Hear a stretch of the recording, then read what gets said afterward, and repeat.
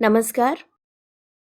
आइए दोस्तों सुनते हैं डॉक्टर पुष्पा सक्सेना जी की लिखी एक और कहानी, मोहभंग। यस, विनती अधिकारी स्पीकिंग। हाय विन्नी, कैसी है? हाय विन्नी, कैसी है?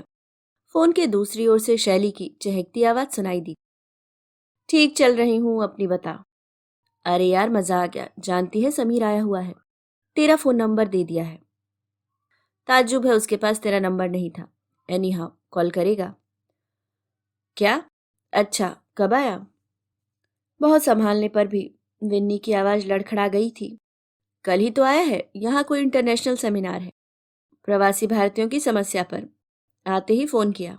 मुझे तो एकदम सरप्राइज मिला। उसे अभी भी हमारी याद है, सबके बारे में पूछ रहा था। शैली, थोड़ी देर बाद फोन कर ले तो चलेगा? अभी डायरेक्टर की मीटिंग होने वाली है। ओके यार, तू तो हमेशा बिजी ही रहती है, कभी अपने लिए भी वक्त निकाल लिया कर, वरना उसी ऑफिस में दफन हो जाएगी। हाँ, समीर से जो बातें हो बताना मत भूलना। बाय। बाय द वे, लगता है बीवी का गुलाम बन गया है तुम्हारा हीरो। बीवी की हर अदा पर कुर्बान जाता है। तारीफों के पुल बांध रहा था। फोन क्रेडिल पर रख विनती सोच में पड़ गई थी। इसी शहर में समीर कल से आया हुआ है और उसे कॉल भी नहीं किया। शायद उसकी पत्नी को समीर और विनती के संबंधों पर आपत्ति हो, पर क्या उस संबंध को यूं आसानी से भुलाया जा सकता है? विनती अपने को जबरन भुलावा दे रही थी। फोन की घंटी पर विनती का पूरा शरीर सजग हो उठा था। क्या कहेगा समीर? इतने वर्षों बाद उसकी आवाज सुन क्या वह सहज रह सकेगी? धड़कते दिल से विनती ने फोन उठाया था। हेलो। जी, मैं लाइन दे रही हूँ, please hold the line. Managing director के लिए मिस्टर बिरमानी का फोन था। कल शैली ने समीर को विनती का नंबर दे दिया, फिर भी अभी तक उसने कॉल नहीं किया। पहले तो मम्मी पापा घर से बाहर कहीं गए नहीं कि समीर फोन पर चालू हो जाता था। हाय वीनू, मुझे याद कर रही थी ना? ओह समीर, तुम्हें किसी का डर नहीं। अगर मम्मी ने सुन लिया तो मुश्किल हो जाएगी, इसलिए तो मम्मी की एब्सेंस में फोन कर रहा हूँ। तुम्हें कैसे पता मम्मी नहीं है? विनती ताज्जुब में पड़ जाती। मम्मी पापा 5 मिनट पहले बाहर गए हैं। बोलो, ठीक कहा ना? तुम क्या जोशी हो समीर? भोलेपन से सवाल पूछती विनती भूल जाती। समीर का घर ठीक उसके घर के सामने ही तो था। खिड़की के पास समीर की स्टडी टेबल थी। वहां बैठ समीर आसानी से विनती के घर आने जाने वालों का हिसाब रख सकता था। उस पड़ोसी परिवार में पति पत्नी और एकमात्र पुत्र समीर ही था। एमएससी की पढ़ाई पूरी कर समीर कॉम्पिटिटिव एग्जाम की तैयारी कर रहा था। विनती से समीर का परिचय यूनिवर्सिटी लाइब्रेरी में हुआ था। 15 दिन किताब रखने के बाद विनती उसे फिर अपने नाम इशू कराने गई थी। किताब पर नजर पड़ते ही लाइब्रेरियन ने शिकायत की थी। आपने पहले ही 15 दिन ये किताब रख ली, अब ये किताब आपको फिर नहीं दी जा सकती। क्यों नहीं दी जा सकती? क्योंकि इसकी औरों को भी डिमांड है मिस। ओके, तब मैं आज इसे वापस ही नहीं करती। जो फाइन लेना है ले लेना। देखिए मिस, ऐसा गजब मत कीजिएगा, मुझे इस किताब की सख्त जरूरत है।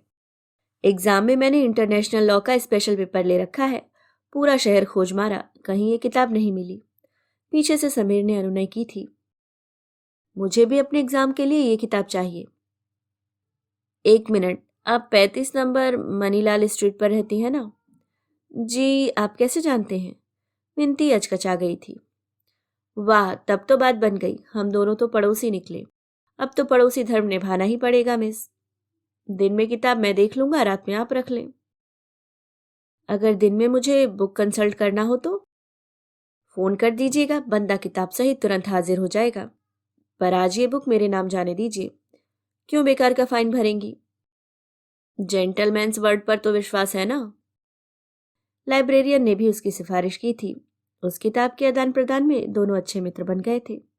कई बार विनती को जो बात समझ में नहीं आती, समीर उस कठिनाई को आसानी से समझा देता।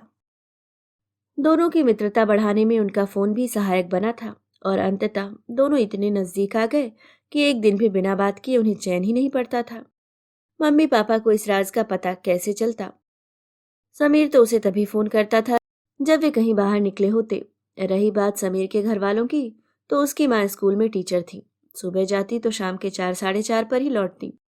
उसके पापा तो बिजनेस के सिलसिले में अक्सर ही बाहर रहते। सच तो यह था, समीर बहुत अकेला रह जाता था। विनती ने उसके अकेलेपन को भर दिया था। दोनों मिलकर दुनिया भर की बातें किया करते। एक के बिना दूसरा अपने को अधूरा पाता था। एक दिन समीर ने कहा था, समझ में नहीं आता इतने दिन तुम्हारे बिना कैसे जी सका वीनू। अब तो एक पल का बिछोह नहीं सह सकता। रहने दो, कल को आईएएस बन गए तो याद भी नहीं रखोगे। विंती नाम की कोई लड़की भी थी। विंती ने चिढ़ाया था। इतना ही जान सकी अपने समीर को। अपने को भूल सकता हूं, पर विंती तो मेरी आत्मा की गहराइयों में है। प्राण रहते उसे भुला देना आसान नहीं है वीनू। तुम्हें भुलाकर भला अपने को याद रख सकूंगा? समीर ऐसी बातों में हमेशा भावुक हो जाता और विंती उसके आगे सारी शिकायतें भूल जाती। एग्जाम्स की तैयारी के लिए समीर को दिल्ली जाना। विंती की तो जैसे जान ही निकल गई।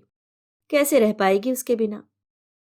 तुम तो यूं परेशान हो रही हो मानो मैं अपनी शादी के लिए जा रहा हूं। तुम्हारे बिना क्या मैं खुश रह सकूंगा? पर यही तो हमारी परीक्षा का समय है। हम दूर रहकर भी पास रहेंगे विन्नी। बड़ी मुश्किल से समीर विंती को समझा सका था। समीर के जाने के बाद से तो गर्मी की लंबी दोपहरियां और भी लंबी और बोझिल हो उठी थी। मम्मी उसके चुप से परेशान थी। धीमे स्वर में पापा को चेताती, लड़की की उम्र हो गई, आपको कोई चिंता ही नहीं है। देखते नहीं कैसे खोई खोई रहती है। मम्मी के डर पर पापा हंस पड़ते। तुम बेकार परेशान रहती हो। जब वक्त आएगा सब ठीक हो जाएगा। याद करो, इस उम्र में तुम क्या सपने नहीं देखती थी? मम्मी ने कई बार कुरेदना चाहा, पर विनती की ओर से निराशा ही मिली। उधर समीर से पत्र व्यवहार भी तो संभव नहीं था। वह घर के पते पर उसे पत्र भेज नहीं सकता था और कॉलेज गर्मी की छुट्टियों के लिए बंद थे। स्कूल बंद होने पर समीर की मम्मी भी उसके साथ दिल्ली चली गई थी। दिल्ली में समीर के मामा का बड़ा भारी कारोबार था। उनके घर रहकर पढ़ाई करने में सुविधा ही सुविधा थी। गर्मी की लंबी छुट्टियां किसी तरह खत्म हुई। समीर की माँ अकेले ही वापस आई थी। खिड़की से उन्हें अपना घर खोलते देख विनती उमग आई थी। मम्मी, वो सामने घर वाली आंटी आ गई हैं। अच्छा अच्छा, जा उनसे कह दे आज हमारे साथ ही खाना खाएं। थोड़ी देर में चाय पहुंचा आना। अच्छा मम्मी, अभी आई। पंख लगे पांवों के साथ विनती समीर के घर उड़ चली थी। उस समय मम्मी का वैसा प्रस्ताव कितना अच्छा लगा था। नमस्ते आंटी, मम्मी ने कहा है आज आप हमारे यहाँ ही खाना खाएं। थोड़ी देर में चाय लेकर आती हूँ। अरे नहीं बेटी, भाभी ने इतना खाना साथ रख दिया है कि 4 दिन खत्म ना हो। मम्मी को मेरा धन्यवाद देना। फिर कभी सही। और हाँ, चाय तो मैं पीती ही नहीं, इसलिए परेशान ना हो। बस अब नहा धोकर आराम करूंगी। विनती को उस नौ से कितनी निराशा हुई थी। वैसे भी समीर की माँ ज्यादा मिलनसार भी नहीं थी। सामने पड़ जाने पर बस दुआ सलाम भर से वास्ता रखती थी। पूरा दिन तो स्कूल में निकल जाता। शाम को समीर के मन का खाना बनाने में टाइम चला जाता। कहीं आने जाने की छुट्टी ही कब मिलती। हाँ, जिन दिनों समीर के पापा घर आते, तीनों खूब शॉपिंग करते, रेस्टोरेंट जाते, रेस्ट्रा रेस्त्रा जाते। अपनी दुनिया में वे संतुष्ट और सुखी थे। हिचकती विनती पूछी बैठी थी, समीर जी की पढ़ाई कैसी चल रही है? एग्जाम्स कब होंगे उनके? अरे उसे तो उसके मामा ने एमबीए की पढ़ाई के लिए अमेरिका भेज दिया। भैया कहते हैं आजकल नौकरी करके जिंदगी बेकार करनी है। बिजनेस में धन संपत्ति मान सम्मान सब है। वो अमेरिका चले गए? विनती की आंखें विस्मय में फैल गई थी। हाँ, परसों की फ्लाइट से चला गया। अब मैं भी अपना ट्रांसफर कराकर दिल्ली चली जाऊंगी। समीर के पापा का भी वहां काम अच्छा चलेगा। अच्छा बेटी, फिर मिलेंगे। विनती को विदा कर उन्होंने दरवाजा बंद कर दिया था। विनती को लगा था उसके पैरों के नीचे सचमुच जमीन नहीं रह गई थी। खुशी में आदमी हवा में उड़ सकता है और दुख में मन मन भर भारी पांव होते हुए भी जमीन पकड़ में नहीं आती। समीर इतनी दूर चला गया, उससे विदा भी नहीं ली।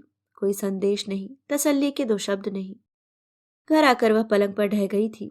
अम्मा ने तब तक चाय तैयार कर ली थी। अरे विन्नी, क्या हुआ? ये ले चाय तैयार है, जरा आंटी को थमा। नहीं मम्मी, उन्हें चाय नहीं चाहिए। खाना भी उनके साथ है, उन्हें कुछ नहीं चाहिए। पर ये तुझे क्या हो गया? इतनी धूप में भागी गई थी, कहीं धूप का असर तो नहीं हो गया विन्नी? कुछ नहीं मम्मी, थोड़ी देर में ठीक हो जाऊंगी, परेशान मत हो। चादर सिर तक ढाप विनती खूब रोई थी। समीर का भी छोह असहाय लग रहा था। दूसरे दिन से ही उसने समीर के खत का इंतजार शुरू कर दिया, अच्छी तरह जानते हुए भी कि इतनी दूर से पत्र आने में कम से कम 15 दिन जरूर लग जाएंगे। विनती रोज कॉलेज के नोटिस बोर्ड पर लगी चिट्ठियों में अपना नाम खोजती रही। अंततः समीर का खत आया था। हजार हजार बार माफी मांगकर अपने अचानक चले जाने की विवशता लिख भेजी थी। विनती के बिना वह कितना अधूरा है वो समझ नहीं सकेगी। विनती के सारे गिले शिकवे दूर हो गए। आंखें भर आई थीं। उतनी दूर होकर भी समीर उसके पास ही रहा। मम्मी से अब विनती का सूखा मुंह नहीं देखा जाता था। पापा का आराम से बैठना उन्हें नहीं भाता था। अब तो उसके हाथ पीले करके ही चैन की सांस लूंगी। क्या दकियानूसी बातें करती हो? कौन सी भारी है हमारी बेटी? तुम अपनी रहने दो। विन्नी का मुंह देखा है? उसके साथ की लड़कियां सब एक एक कर ससुराल चली गईं। तुम्हारे लाड ने उसे बच्ची बना रखा है। मम्मी, हमें शादी नहीं करनी है। क्यों नहीं करनी है? हम क्या सब दिन बैठे रहेंगे? कोई भाई भी नहीं कि मायका बना रहता। उस जगह मम्मी को बेटे की कमी कांटे सी गड़ती थी। अंततः एक जगह बात पक्की हो गई थी। रिश्ते की बहन की शादी में आए उसके देवर नवीन ने विनती को देख पसंद कर लिया था। उसके घर वालों ने पापा को विनती के लिए प्रस्ताव भेजा था। मम्मी की खुशी का और छोर नहीं था। विनती घबरा गई थी। उधर समीर था कि हजारों मील दूर बैठा। कभी महीने 2 महीने में एक खत डाल उसे विश्वास दिला जाता कि वह उसे अभी भूला नहीं है। दिन पर दिन समीर के खत छोटे होते जा रहे थे। वहां पढ़ाई में बहुत मेहनत करनी होती है। खत लिखने का टाइम ही नहीं रहता। हालांकि उसके मन में हर समय विनती ही रहती है। विनती ने अपनी परेशानी लिख भेजी थी। जल्दी कुछ करने का आग्रह किया था। पत्र के जवाब में इस बार छोटा सा खत आया था। अभी तो अपने पांव पर ही नहीं खड़ा हो सका हूं वीनू। शादी की कैसे सोचूं? मुझे लगता है कि तुम मम्मी पापा का कहना मान लो। यूं मेरे इंतजार में अनिश्चय की यूं मेरे इंतजार में अनिश्चय की जिंदगी कब तक जियोगी? उस खत को पढ़ विनती स्तब्ध रह गई थी। समीर के सिवाय किसी और का वरण क्या संभव था? वो भी उस दिन की घटना के बाद। क्या समीर उस शाम को एकदम भूल गया जब विनती ने अपना सब कुछ उसे समर्पित कर दिया था? बरसात की उस अंधेरी शाम अचानक बिजली चली गई थी। मम्मी पापा रिश्ते के चाचा को देखने अस्पताल गए हुए थे। बिजली गुल होते ही समीर ने दरवाजा खटखटाया था। समीर को अपने साथ पा विनती का डर दूर भाग गया था। तभी बिजली की कड़क के साथ जोरों की बारिश शुरू हो गई थी। विनती को प्यार से खींचता समीर आंगन में ले आया था। पानी की बूंदों ने दोनों के तन मन भिगो दिए थे। विनती के भीगे जिस्म को समीर ने कितना प्यार किया था, उसके आगे वह अवश होती गई थी। नहीं, विनती अब किसी और को पति रूप में स्वीकार नहीं कर सकती। वह समीर की पत्नी है। किसी और की पत्नी बनना पाप होता। शायद उसी भावुकता में उसने नवीन के नाम पत्र लिख भेजा था। कहीं कुछ छिपाया नहीं था। समीर को भी साफ लिख भेजा था। अगर वह उससे विवाह नहीं करेगा तो वह आजीवन कुंवारी बनकर रह सकती है, पर किसी और की पत्नी बनना स्वीकार नहीं करेगी। विनती का खत नवीन की मां ने खोला था। अपने बेटे को ऐसी दुष्चरित्र लड़की के जाल से मुक्त हो जाने के एवज में उन्होंने मम्मी पापा को खूब लताड़ भरा पत्र भेजा था। मम्मी का मुंह राख हो गया था। पापा निर्वाक शून्य में ताकते रह गए थे। इसी दिन के लिए तुझे जन्मा था। इससे तो अच्छा मर जाती कलमुही। हमें कहीं का नहीं रखा। काश जन्मते ही मर जाती। विनती को थप्पड़ मारती मम्मी कोसती जा रही थी। बड़ी मुश्किल से पापा उसे छुड़ा पाए थे। तुमने ऐसा क्यों किया बेटी? हमसे कहने वाली बात परायों को लिख भेजी। अपनी माँ को बताना था वो सब। पापा बेहद आहत थे। मुझसे गलती हो गई पापा। आपने मुझ पर हमेशा इतना विश्वास रखा। सच बता पाना बहुत कठिन लगा था। रोते रोते विनती का बुरा हाल था। विनती की कहनी एक से दूसरे मुंह इस तरह फैली कि मम्मी पापा को वो शहर ही छोड़ना पड़ा। उसके बाद विनती की शादी वाली बात भुला ही दी गई थी।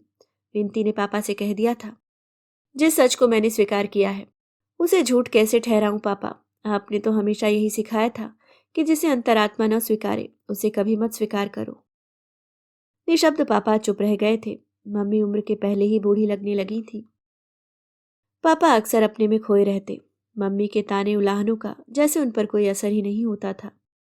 एमए के बाद कई जगह इंटरव्यू देने के बाद विनती पिछले 2 वर्षों से इसी कंपनी में डायरेक्टर के सेक्रेटरी के रूप में काम कर रही है। यहाँ उसने अपना अतीत पूर्णतः भुलाना चाहा, पर जब से शैली शादी के बाद से इसी शहर में आ गई तब से अक्सर अतीत को कुरेदती रहती है। शहर छोड़ने के कुछ दिन पहले समीर की शादी का निमंत्रण मिला था। समीर के पापा ने निमंत्रण के अंत में एक छोटी सी पंक्ति लिख भेजी थी, आपके आने से प्रसन्नता होगी। मम्मी ने उस दिन फिर उसे जी भर कोसा था। देख लिया उस कमीने को, उसी के लिए घर आया, इतना अच्छा रिश्ता छोड़ा था। शादी के पहले पाप करने के बाद सती सावित्री बनने का नाटक करती है कलमुही। चुप रहो, बहुत हो गया। गलती हर इंसान से हो सकती है। पहली बार पापा मम्मी पर नाराज हुए थे। विनती क्या कम दुखी थी? समीर से अब कुछ अपेक्षा रखना निरर्थक था। समीर से अब कुछ अपेक्षा रखना निरर्थक था। अपने को दोषी ठहराती विनती ने माँ के आगे हाथ जोड़ लिए थे। तुम्हारी अपराधी हूँ मम्मी, तुम्हारे दूध को लजाया है, मुझे मार डालो। मम्मी ने उसे अंक में भर लिया था। एकमात्र पुत्री के बिछोह की कल्पना भी असहाय थी। शादी के पहले समीर ने अपनी सफाई में खत लिख भेजा था। वही ढेर सारी विवशताओं का रोना। माँ बाप के प्रति कर्तव्य निभाने के लिए वो शादी उसका चरम त्याग मात्र थी। मन से हमेशा विनती का था और रहेगा। विनती ने उस खत पर भी विश्वास किया था। तब से आज तक विनती मशीनी जिंदगी जीती आ रही है। उसके शांत जीवन में समीर के नाम ने आज फिर झंझावात पैदा कर दिया था। वह समीर को भुला चुकी है। यह सोचना कितना गलत था। आज भी उसका नाम उसे इस कदर अस्थिर कर सकता है। विनती को अपने पर बेहद गुस्सा आ रहा था। क्यों हर फोन कॉल पर उसे समीर की प्रतीक्षा है? क्यों? उसका सर्वस्व लेकर जिसने उसे ऐसा सूना जीवन जीने को बाध्य किया। उसका सर्वस्व लेकर जिसने उसे ऐसा सूना जीवन जीने को बाध्य किया। उसकी प्रतीक्षा करना क्या अपमानजनक नहीं है? खुद वह पत्नी के साथ मजे उड़ा रहा है। पिछले 1 वर्ष से उसका सहकर्मी रजत उसके समक्ष कितनी बार स्पष्ट प्रस्ताव रख चुका है। पिछली बार तो उसने कहा था, देखिए विनती जी, मुझे आपका एकदम कोरा अतीत नहीं चाहिए। अपने बारे में भी आपसे यही कहूंगा। पर जो बीत गया उसे भुला देने में हमेशा विश्वास रखा है। अपने जीवन साथी के रूप में मुझे जो कुछ चाहिए आप में है। हम दोनों एक नया जीवन शुरू कर सकते हैं विनती। आज तक विनती उसे हाँ नहीं कह सकी। क्यों? इसी समीर के लिए ना। ऐसे कायर पुरुष की पत्नी बन क्या गौरव पाती तू विनती? अगर साहसपूर्वक सामने आ कह देता वो, क्षण भर की हमारी भावुकता थी वीनू, मुझे माफ करना, तो क्या विनती उसे माफ नहीं कर देती? शायद गलती तेरी ही थी विनती। जानते हुए भी तूने समीर की असलियत स्वीकारनी नहीं चाही। स्वप्नों के आदर्श पुरुष के रूप में उसकी पूजा करते रहने में भी अहम को एक तरह की शांति ही मिलती है ना। शायद दुख और विरह का बाना पहन तूने अपनी गलती का प्रक्षालन चाहा था विनती। अपने मन में उठ रहे ढेर सवालों का जवाब विनती को पाना था। कल से आया समीर भी शायद बहुत से मिश्री पके वाक्यों के रिहर्सल के बाद एक विरही की व्यथा कथा सुनाएगा। नहीं, अब उसे इस मोहपाश से मुक्ति चाहिए। उन लिजलिजी बातों के लिए उसके पास समय नहीं है। फोन की घंटी जोरों से घनघना उठी थी। हेलो? कौन विनती? मैं समीर बोल रहा हूँ। कैसी हो वीनू? Sorry, wrong number. विनती का पूरा शरीर कंटकित हो उठा था। फोन रखते ही दोबारा घंटी बजी थी। फोन की लगातार घनघना रही घंटी पीछे छोड़ विनती रजत के कमरे का दरवाजा खोल अंदर प्रविष्ट हो गई थी। अभी आप सुन रहे थे डॉक्टर पुष्पा सक्सेना जी की लिखी कहानी मोहभंग।